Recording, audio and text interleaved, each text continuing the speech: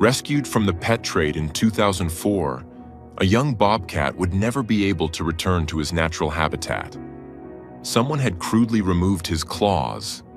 His body had been altered to make him a safer illegal pet. But what no one expected was that this wounded soul, who could never return to nature, would become one of its greatest teachers. At a wildlife rehab center in Oklahoma, something remarkable began to unfold. When 9 orphaned bobcats needed saving all at once, this unlikely father rose to the occasion and did something that defied scientific understanding of male bobcat behavior. What followed wasn't just unprecedented, it was impossible. Before we start, hit the like button and make sure to subscribe if you haven't, and hit that notification bell so that you won't miss any new stories. The morning mist hung low over the Oklahoma hills when Margaret Sullivan first laid eyes on the creature that would change everything she thought she knew about wild animals and their capacity for compassion. It was October 2004, and the Wildlife Rehabilitation Center she helped run had received a call that would haunt her for years to come. "There's something you need to see," the voice on the phone had said. It belonged to Tom Richardson, a local game warden who'd seen his share of wildlife crimes over his 30-year career. But even his weathered voice carried an unusual weight that morning. The address led Margaret to a dilapidated trailer on the outskirts of Tulsa. What she found inside made her stomach turn. In a cramped wire cage barely large enough for a house cat sat a young bobcat, perhaps 8 months old. His golden eyes, which should have blazed with wildfire, were dull and resigned. Most horrifying of all, his paws were swollen and infected where someone had crudely removed his claws, and the documentation Tom had seized confirmed the animal had been neutered. Both procedures done to make him a safer, illegal pet. "Found him during a drug bust," Tom explained quietly, his jaw tight with anger. "Dealer bought him as a cub from some backyard breeder. Thought having an exotic pet would make him look tough." Margaret knelt beside the cage, her practiced eyes taking in every detail. The bobcat, she would later name him Robert, didn't hiss or growl. He simply watched her with those tired golden eyes, as if he'd given up on the world entirely. His coat, which should have been sleek and spotted with pride, was matted and dull. His muscles, meant for stalking and pouncing through wild territories, had atrophied from months of confinement. "Can you take him?" Tom asked, though they both knew the answer. Wild Care Oklahoma had never turned away an animal in need. The drive back to the rehabilitation center was silent except for Robert's occasional soft chirp, a sound that broke Margaret's heart because it was the call bobcat kittens make for their mothers. At 8 months old, Robert should have been learning the final lessons of survival from his mother, preparing for independent life. Instead, he'd been torn from everything natural and turned into a broken toy for human entertainment. The veterinary examination confirmed what Margaret had feared. The declawing had been botched, likely done by someone with no veterinary training. Dr. James Morrison, the center's veterinarian for over 15 years, shook his head as he examined the x-rays. "Whoever did this mutilated him," he said bluntly. "They didn't just remove the claws, they damaged the bone structure. Even if the infection heals, he'll never have proper function in those paws. And with the neutering..." He trailed off, but the implication was clear.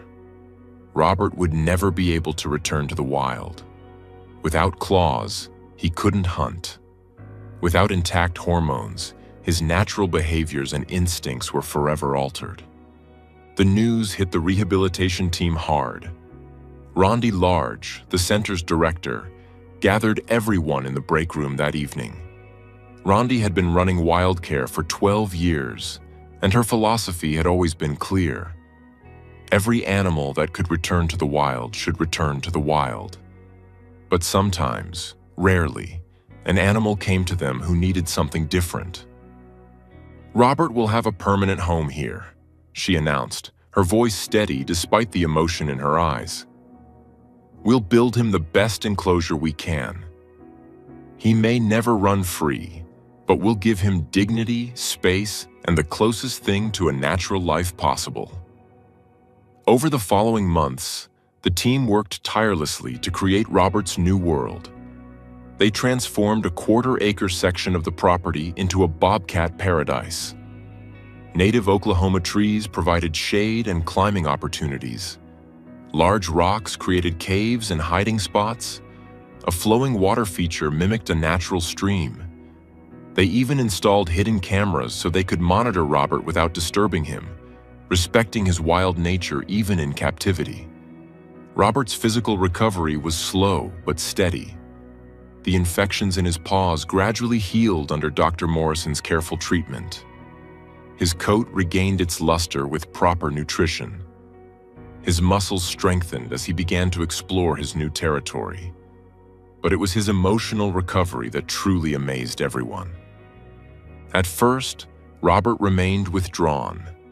He would hide when keepers approached, eating only after they'd left. But Margaret, who had taken special responsibility for his care, refused to give up. Every day, she would sit quietly outside his enclosure, reading rehabilitation reports or doing paperwork, simply being present without demanding interaction. "Wild animals need to know we're not a threat," she would tell the newer volunteers. "Trust isn't given. It's earned through patience and respect." Slowly, Robert began to change. First, he stopped hiding when Margaret approached. Then, he started watching her with curiosity rather than fear. 6 months after his rescue, he made a soft chirping sound when she arrived with his morning meal. Not the desperate kitten call from that first day, but something that sounded almost like a greeting. The breakthrough came in May 2005, almost 7 months after Robert's rescue. A game warden brought in a tiny bobcat kitten, perhaps 3 weeks old, found beside a highway where his mother had been killed by a car. The kitten, barely larger than Margaret's hand, needed round-the-clock care. Standard protocol dictated keeping the orphan separate from Robert. Adult male bobcats in the wild were known to be solitary and sometimes aggressive toward cubs that weren't their own. But the rehabilitation center was running out of space, and the only available area for a temporary nursery enclosure was adjacent to Robert's habitat. "It's just temporary," Rondi assured the team. "We'll keep them separated by the fence and move the kitten as soon as the new quarantine area is ready." But Robert had other ideas. The first sign came when feeding time arrived. Robert, who usually retreated to his den when keepers entered the adjacent areas, instead pressed himself against the fence nearest the kitten's enclosure. His eyes, once so dull and defeated, were bright with interest. "Would you look at that?" Margaret whispered to her colleague Sarah Williams, who'd been bottle feeding the orphan. "He's fascinated." Over the next few days, Robert's behavior became even more remarkable. He would spend hours lying by the fence, watching the kitten. When the little one cried, Robert would make soft, rumbling sounds, almost like purrs, but deeper. The kitten, barely old enough to focus his eyes properly, began turning toward Robert's voice. "I've never seen anything like it," Dr. Morrison admitted during a team meeting. "Adult males typically have no paternal instinct. But Robert, it's like he's trying to comfort the kitten." Sarah, who had worked with everything from orphaned raccoons to injured eagles over her 20-year career, had a theory. Maybe because Robert was taken so young, and because of what was done to him, his natural instincts have been redirected. He can't be a normal bobcat, so perhaps he's becoming something else, something unique. The decision to let them interact directly wasn't made lightly. The team spent hours discussing potential risks and benefits. They prepared capture equipment, medical supplies, and had multiple staff members ready to intervene. But they also recognized they were witnessing something extraordinary. The day of the first introduction was tense. Margaret and 3 other keepers positioned themselves strategically around the enclosure. Dr. Morrison waited nearby with medical equipment. Rondi held the tiny kitten, who they'd started calling Scout, though he'd eventually be released and wouldn't keep the name. They opened the door between the enclosures. Robert moved slowly, deliberately, his damaged paws making his gait slightly awkward but determined. He approached the kitten with his head low, making soft chirping sounds. The kitten responded with his own tiny chirps. And then, in a moment that brought tears to Margaret's eyes, Robert began grooming the orphan with gentle, careful licks. "My God," Rondi breathed. "He's acting like a mother." From that day forward, Robert's true calling emerged. He became Scout's surrogate parent, teaching the kitten to stalk, even though Robert's own hunting was impaired, to climb, though Robert was careful, with his damaged paws, and most importantly, to be a bobcat. Under Robert's care, Scout thrived. He learned to be wary of humans while trusting Robert completely. He developed the wild instincts essential for survival, learning from a teacher who could no longer use those skills himself. When Scout was old enough to be released, the separation was bittersweet. Robert watched from his enclosure as the transport carrier was loaded, making soft calling sounds. But within weeks, another orphan arrived, and Robert's gentle interest renewed. Word of Robert's unique gift spread through the wildlife rehabilitation community. Wild Care, Oklahoma became known as the place with the foster father bobcat. Over the years, Robert raised dozens of orphaned kittens. Each one arrived scared, hungry, and alone. Each one left wild, strong, and ready for independence. Everything Robert could never be again. The rehabilitation center kept detailed records of every kitten Robert helped raise. There was Luna, found dehydrated and near death in 2007, who grew into one of the strongest females they'd ever released. There was Rusty, in 2009, who'd been illegally kept by well-meaning but misguided people who thought they were helping, and who needed to learn to fear humans again. Robert taught him that lesson while showing him how to be wild. In 2012, a particularly challenging case arrived. 3 siblings, their mother killed by a car, were old enough to be traumatized but young enough to need significant care. The staff worried that 3 might be too many for Robert, now growing older and moving more slowly. But Robert surprised them again, managing all 3 with patient discipline, playing with them when they needed activity, correcting them when they got too rough, and always grooming them with the gentle care of the most devoted parent. Margaret, who had been there from the beginning, often spent her lunch breaks sitting outside Robert's enclosure, watching him with his current fosters. "You know," she told Rondi one autumn afternoon in 2015, "Robert has probably been a parent to more bobcats than any wild male ever could be. In nature, males don't raise young. But Robert, he's given something back to the wild that was taken from him." The years rolled by, and Robert aged gracefully. His movements became slower, more deliberate. He spent more time basking in sunny spots. But whenever a new orphan arrived, something would light up in those golden eyes. Even at 15, ancient for a bobcat, he would chirp and purr and reach through the fence to touch paws with frightened kittens. In 2018, the most remarkable case yet arrived. 9 orphaned kittens from 3 different mothers, all found within the same week after a particularly harsh storm season.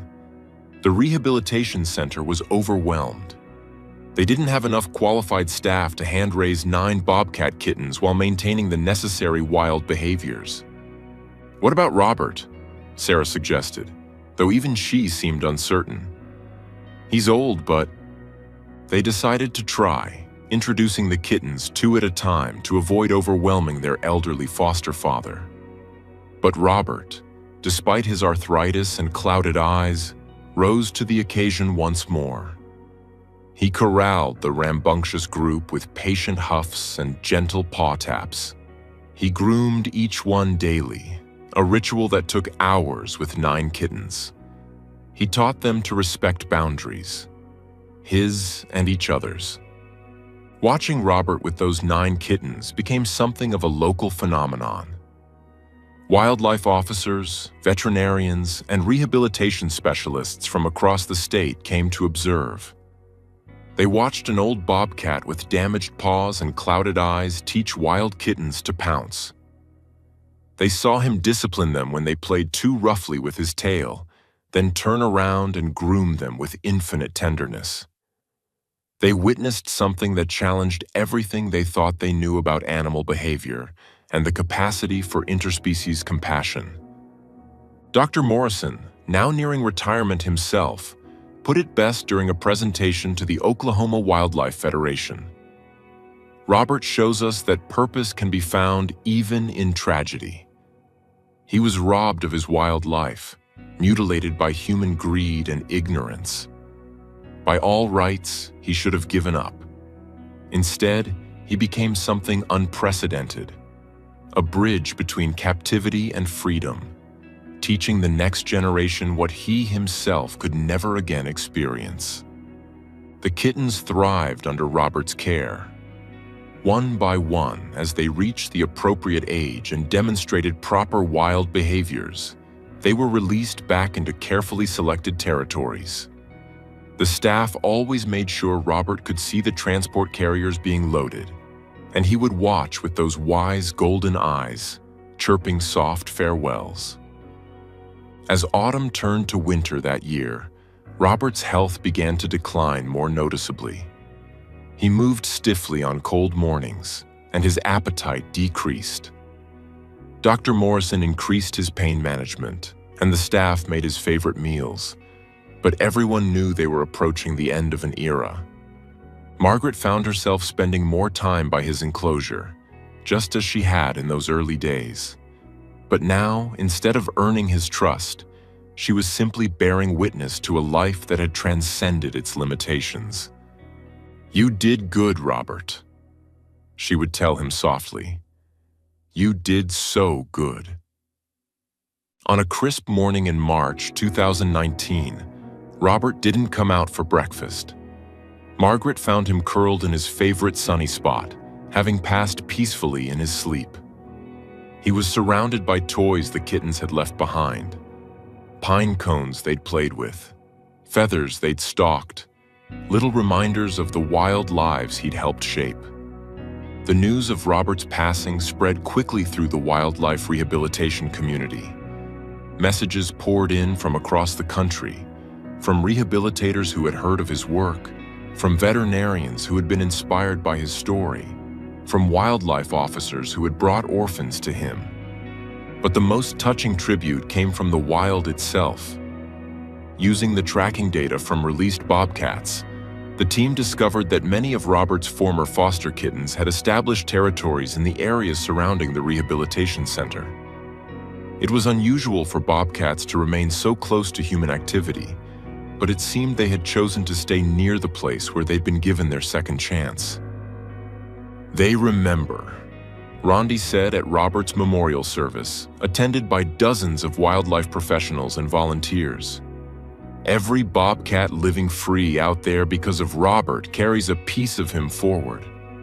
He may have been taken from the wild, but he gave back to it 100-fold. Today, Robert's enclosure has been transformed into a memorial garden and education center. A bronze statue funded by donations from wildlife lovers across the nation shows Robert grooming a kitten, capturing forever that gentle patience that defined his unexpected life. School children visit to learn about wildlife conservation and the dangers of the illegal pet trade. They hear Robert's story and leave understanding that wild animals belong in the wild, and that even in captivity, the wild spirit finds ways to contribute. The center still receives orphaned bobcat kittens, and they're raised with the protocols Robert helped establish. Minimal human contact, maximum exposure to species-appropriate behavior. His legacy lives on in every successful release. Margaret, now the senior education coordinator, still tells Robert's story to anyone who will listen. She keeps a photo on her desk. Robert surrounded by 9 rambunctious kittens, his expression patient and paternal despite the chaos around him. "People ask me if I think Robert was happy," she often says. "He couldn't have the life he was born for, that's true. But he found purpose. He found meaning. He became a father to the fatherless, a teacher to the wild. And in the end, isn't that what we all hope for? To leave the world a little better than we found it?" The last of those 9 kittens Robert raised was released on a spring morning, much like the one when he passed. As the carrier opened and the young bobcat bounded into the forest, Margaret could have sworn she heard a familiar chirp carried on the wind. A greeting, a farewell, a promise that the wild remembers its own, even those who could never return to it. Robert's story reminds us that purpose can bloom even in the darkest circumstances, that love transcends species and situation, and that sometimes the most profound teachers are those who teach what they themselves can never do again. In a world where human actions too often harm wildlife, Robert stands as a testament to redemption, resilience, and the unexpected ways that compassion can manifest. The bronze statue gleams in the Oklahoma sun, and fresh flowers appear at its base regularly, left by volunteers, by visitors, by people who never met Robert but were moved by his story. And somewhere in the surrounding hills, wild bobcats hunt and play and raise their own young, carrying within them the lessons learned from an old, damaged cat who couldn't hunt but who could love, who couldn't be wild but who could teach wildness, who lost his freedom but found his calling. That is Robert's legacy, not just the dozens of bobcats he raised, but the thousands of people he inspired to see wildlife differently, to understand that every creature has value beyond what we might expect, and that sometimes the most broken among us become the greatest healers.